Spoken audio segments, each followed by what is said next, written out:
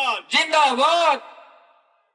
मंच पे आसीन थोड़ा पीछे। आज आम आदमी पार्टी परिवार में शामिल होने वाली भारतीय जनता पार्टी की नेत्री, मजबूत नेता नेहा शालिनी दुआ जी, डॉक्टर नीतू शर्मा जी, अशोक प्रधान जी, अभय सिंह जी और आम आदमी पार्टी के जितने भी हमारे साथी हैं, हमारी बहन निर्मला जी जो पार्षद हैं, अशोक पांडे जी पार्षद, और सबका मैं आम आदमी पार्टी के एक एक कार्यकर्ता का हृदय के सतपाल सोलंकी जी, एक एक कार्यकर्ता का जिसका नाम नहीं ले पा रहा हूं, सबसे क्षमा चाहता हूं, एक एक कार्यकर्ता का हृदय की गहराइयों से स्वागत करता हूं, अभिनंदन करता हूं। आपने इतनी बड़ी सभा की है, इसके लिए आप सबको बहुत बहुत बधाई देना चाहता हूं। साथियों और दोस्तों, मैं आज अपने पूर्वांचल के भाइयों से बात करने आया हूं। यूपी बिहार से, पूर्वांचल से आके 30-30, 40-40 साल से दिल्ली में रहने वाले हमारे पूर्वांचल के भाई, जिन्होंने अपने श्रम से, परिश्रम से दिल्ली को बनाने का काम किया, आज उनको गालियां देने का काम भारतीय जनता पार्टी कर रही है। इस चुनाव में वोट की ताकत से उनकी जमानत जब्त करा के बदला ले लेना, यह कहने के लिए आया। आपने संसद के अंदर सुना होगा, बीजेपी के राष्ट्रीय अध्यक्ष ने, जेपी नड्डा जी ने पूर्वांचल के लोगों को बांग्लादेशी कहा, रोहिंग्या कहा, हमारे भाइयों को अपमानित करने का काम किया। अभी आपने देखा होगा, ब्राह्मण समाज से, मैथिली ब्राह्मण समाज से आने वाले हमारे विधायक, पूर्वांचल के साथी ऋतुराज झा को एक राष्ट्रीय टीवी चैनल पर बीजेपी के प्रवक्ता ने गाली देने का काम किया। मैं आप सबसे कहने के लिए आया हूं, हाथ जोड़कर विनती करने के लिए आया हूं, इन गालियों का बदला अपने वोट की ताकत से लेना, इनकी जमानत जब्त करा। महेंद्र यादव के काम के बारे में आपको ज्यादा बताने की जरूरत नहीं है। इन रास्तों से आज से नहीं, पिछले 12 साल से मैं आ रहा हूं, 12 साल से आ रहा हूं।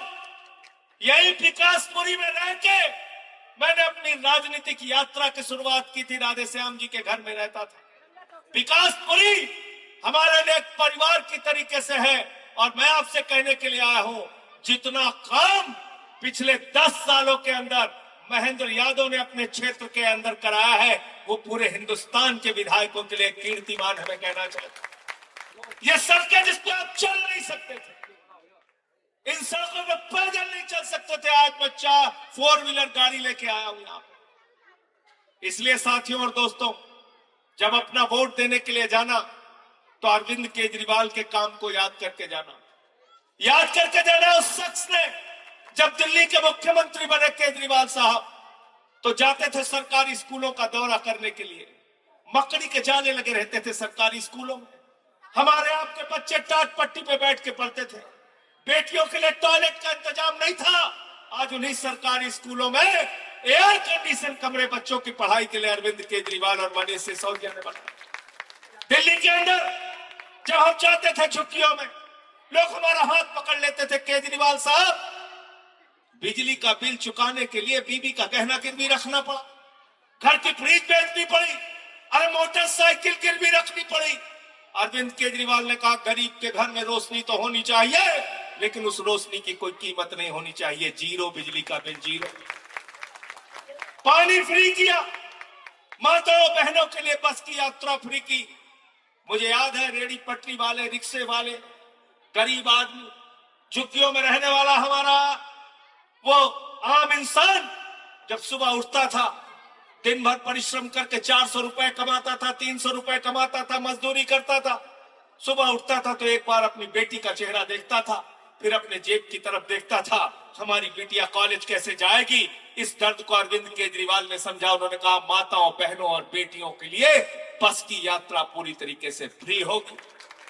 तो साथियों और दोस्तों, मैं आपको बता रहा था, बिजली फ्री, पानी फ्री, शिक्षा फ्री, इलाज फ्री, मोहल्ला क्लिनिक बनाने का काम, 22,000 स्कूलों के नए कमरे बनाए, दिल्ली के सरकारी स्कूलों में स्विमिंग पूल का निर्माण करवाया, एथलीट के ग्राउंड बनवाए, हॉकी के ग्राउंड बनवाए। अमेरिका के राष्ट्रपति ट्रंप की पत्नी हिंदुस्तान आई तो मोदी जी ने कहा गुजरात का स्कूल देख लो, उसने कहा नहीं देखना। बोले हरियाणा वाला देख लो, उसने कहा नहीं देखना। बोले उत्तर प्रदेश का देख लो, उसने कहा नहीं देखना। तो मोदी जी ने कहा फिर देखना क्या है? तो उसने कहा हमें केजरीवाल और सिसोदिया का सरकारी स्कूल देखना है। पहले लोग कहते थे अमेरिका से सीखो, अमेरिका से सीखो। आज अमेरिका वाला कह रहा है केजरीवाल से सीखो, आम आदमी पार्टी से सीखो, टोपी वालों से सीखो। इतने सारे काम हमने दिल्ली के अंदर किए। और दूसरी तरफ भारतीय जनता पार्टी है, एक के बाद दूसरा झूठ, एक के बाद दूसरा झूठ। पहले कहने लगे 2 करोड़ नौकरी हर साल देंगे, 11 साल में 22 करोड़ नौकरियों का क्या हुआ उनसे पूछ लेना। उन्होंने कहा था इतना काला धन लाएंगे, जहाज में भर भर के लाएंगे, ट्रैक्टर पे लाद के लाएंगे, बैलगाड़ी पे लाद के लाएंगे। अब कितना दे के वादा कैला? कितना? 15 लाख। 1 को रुपया मिलल है? जो पैसा था वो भी खाली कर दिया। हमारी बहनों ने, माताओं ने अपने पति से छिपाकर 1,500 की नोट घर के संदूक में रखी थी कि जब बेटी की शादी होगी तो ये पैसा काम आएगा, घर में कोई बीमार हो जाएगा तो ये पैसा काम आएगा, छोटा सा घर बनवाना होगा तो ये पैसा काम आएगा। नरेंद्र मोदी जी ने नोटबंदी लगा के कहा माताओं बहनों यही काला धन है, लाइन में लग के इसको जमा कर दो। वो भी खाली करा लिया, वो भी खाली करा लिया। नोटबंदी के नाम पे झूठ बोला, काला धन के नाम पे झूठ बोला, महंगाई कम करने का वादा किया। 100 रुपए के पार पेट्रोल हो गया, 100 रुपए के पार डीजल हो गया, 250 रुपए किलो दाल बिकी, 300 रुपए किलो, 300 रुपए लीटर सरसों का तेल बिका। सब कुछ महंगा हो गया। मोदी जी के राज में 1200 रुपए का सिलेंडर बिका। मैं आप सबसे कहने के लिए आया हूं, अगर आपको ये महंगाई याद रहेगी, भारतीय जनता पार्टी का झूठ याद रहेगा और अरविंद केजरीवाल का काम याद रहेगा, तो तराजू में तौल लेना, केजरीवाल का काम भाजपा के झूठ पर भारी पड़ेगा और महेंद्र यादव को वोट देके इस बार और रिकॉर्ड वोटों से जिता के भिजाना है। भेजोगे ना सब लोग? भेजोगे नहीं भेजोगे बताओ? तैयार हो सब लोग? बिल्कुल तैयार है। क्या चुनाव निशान है इनका? झाड़ू। जोर से बोलिए, झाड़ू। पीछे तक बोलिए, झाड़ू। बोलिए झाड़ू। झाड़ू बहुत काम की चीज है। घर की सफाई करनी हो तो क्या चाहिए? झाड़ू। आवाज नहीं आई, जोर से। झाड़ू। झाड़ू। अरे तुम मत बोलो, बोलने दो ना। घर की सफाई करनी हो तो क्या चाहिए?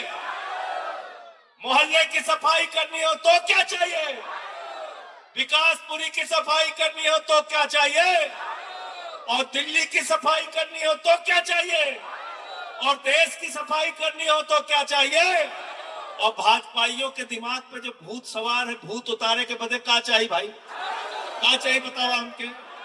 झाड़ू चाहिए ना? झाड़ू चाहिए। 5 फरवरी को झाड़ू मार मार के बीजेपी वालों का भूत उतारने का काम आपको करना है। और मुख्यमंत्री बनने के बाद मैं आपसे कहने के लिए आया हूं, केजरीवाल सिर्फ वादा नहीं करते, गारंटी देते हैं। हमारी माताएं बहनें जो यहाँ पे बैठी हैं, उनके खाते में 2100 रुपए महिला सम्मान राशि हर महीने आएगी, ये गारंटी देके जा। रजिस्ट्रेशन करा लिया सब लोगों ने? करा लिया ना? नाम दर्ज करा लिया है ना? अगर एक घर में 5 महिलाएं तो 10,500 रुपए हर महीने आएगा।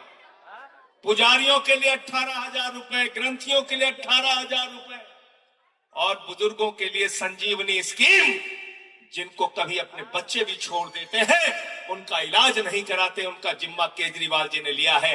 1 लाख भी खर्चा होगा तो केजरीवाल की सरकार उठाएगी, और 20 लाख भी खर्चा होगा तो केजरीवाल की सरकार उठाएगी। ये है हमारी संजीवनी स्कीम। तो इसके नाम पे वोट देना। और भारतीय जनता पार्टी से होशियार रहना।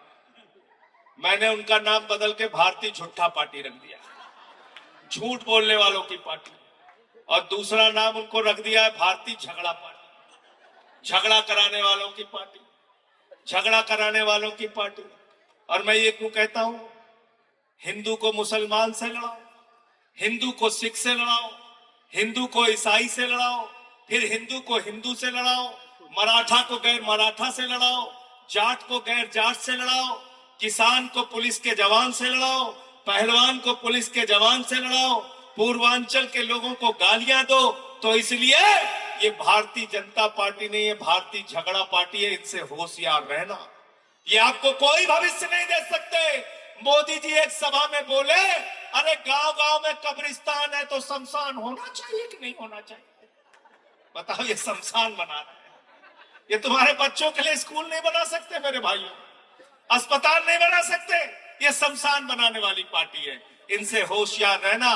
और अपने भाई महेंद्र यादव को, जो आपके लिए दिन रात काम करते हैं, मेहनत करते हैं, इनको वोट देके यहां से जिताने का काम करते। तैयार हो सब लोग? फिर से हाथ उठा के बता दो, पीछे तक, पीछे तक। बहुत बहुत शुक्रिया, बहुत बहुत धन्यवाद।